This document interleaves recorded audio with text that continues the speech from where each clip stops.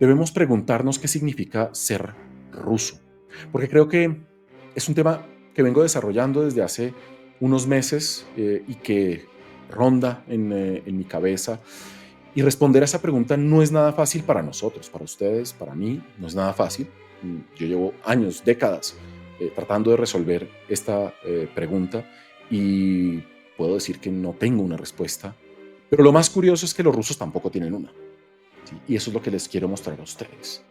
Porque detrás de las reacciones, detrás de los miedos que reflejan los rusos en sus acciones a nivel internacional a lo largo de los siglos, podemos entender que dentro de Rusia, en la sociedad y en la cultura rusa, hay unas rupturas que nadie nos explica, pero que nos permiten, no sé si prever cómo van a actuar los rusos, pero por lo menos entender, ¿sí? Bajo qué modelo estamos cuando Rusia se comporta de una manera o de la otra. Entonces, ¿qué significa ser ruso? Es una pregunta que ha inquietado a generaciones, ¿sí? Y es una pregunta que se ha repetido insistentemente en los círculos de intelectuales rusos desde el siglo XVII o XVIII, que se acalló en algunos momentos, sobre todo cuando el comunismo ofrecía respuestas bastante estructuradas, simples y reconfortantes, y que luego resurgió con la fuerza de un fantasma tras la caída de la Unión Soviética. ¿Sí? La Unión Soviética, aparte de todo lo que podamos decir de ellas, fue el congelador de muchas cuestiones rusas, el congelador. ¿Qué quiere decir esto? Que todas las preguntas, todos los debates, todas las luchas internas y externas de Rusia y del pueblo ruso entraron en un congelador, se congelaron hasta el final de la Unión Soviética y volvieron a surgir como si no hubiera pasado un solo día desde la Revolución de Febrero de 1917 hasta la caída de la Unión Soviética en 1991.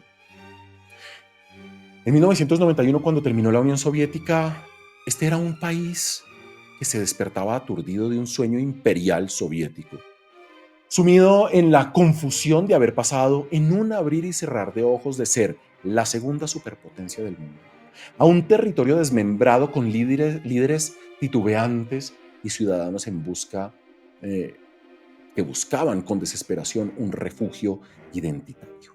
¿Sí? Si ya no eran soviéticos, si esta ya no era la patria del comunismo, ¿qué era ser ruso? Con un problema que me parece aún más grave, que nuestros países resolvieron hace mucho tiempo, ¿sí? Hace 200 años, y es estas fronteras que significan. Porque la Federación Rusa y Rusia como país nunca existió, fue un imperio. Y un Estado-nación surgió en 1991, en el momento en el que los rusos se preguntaban, ¿estas fronteras qué representan? ¿Qué reflejan si nunca hemos existido como un Estado-nación? Eso nos cuesta entenderlo, ¿sí? Nos cuesta entenderlo porque nuestros estados nacieron como estados-nación.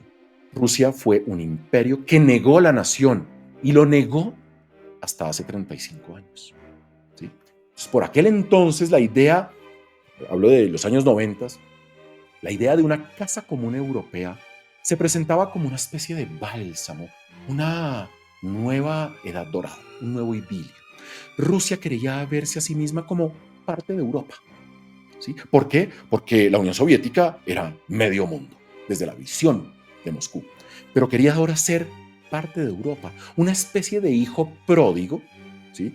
Que de hecho es uno de los cuadros más importantes de Rembrandt que se encuentra en el Museo del Hermitage de San Petersburgo, el regreso del hijo pródigo. ¿Sí? Tras años de aislamiento, que volvía a su hogar natural. Esa era la mentalidad rusa en 1991 y por lo menos hasta el 2003-2004. Ese entusiasmo inicial se fue diluyendo y 34 años después, en plena guerra devastadora en Ucrania, que no sabemos en este momento en qué va a terminar, el péndulo osciló en dirección opuesta. Los que sostienen hoy las riendas del país más grande del mundo llamado la Federación Rusa rechazan con vehemencia la idea de una Rusia hermanada con Occidente. Una oportunidad perdida, probablemente para las siguientes décadas. No para siempre, ahorita lo veremos, pero sí para las siguientes décadas. O por lo menos hasta que Putin deje de estar en el poder. Y estos líderes del país ven a Europa como un continente en decadencia, sin alma, sin proyecto propio, sumiso a Washington y a los designios de la OTAN, que no es una idea completamente estrafalaria. Muchos dentro de la Unión Europea dicen lo mismo, empezando por el presidente Emmanuel Macron de Francia. Pero esta aversión hacia Occidente o hacia Europa como, no como un continente, sino como una civilización, no es nueva, es el eco de una tensión que ha atravesado por siglos la historia en un vaivén entre atracción por esta civilización y rechazo a su influencia.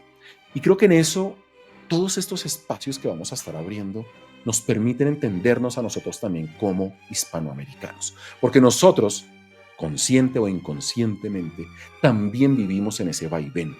¿Somos cercanos o no somos cercanos a ese occidente, a los Estados Unidos, a Europa? ¿Sí? No sé si recuerdan ese famoso discurso de García Márquez cuando ganó el Nobel de la soledad de América Latina. Se los dejo como tarea, que lean ese discurso, porque es digamos, una visión muy parecida a la que han manejado los rusos con respecto a Occidente a lo largo del tiempo.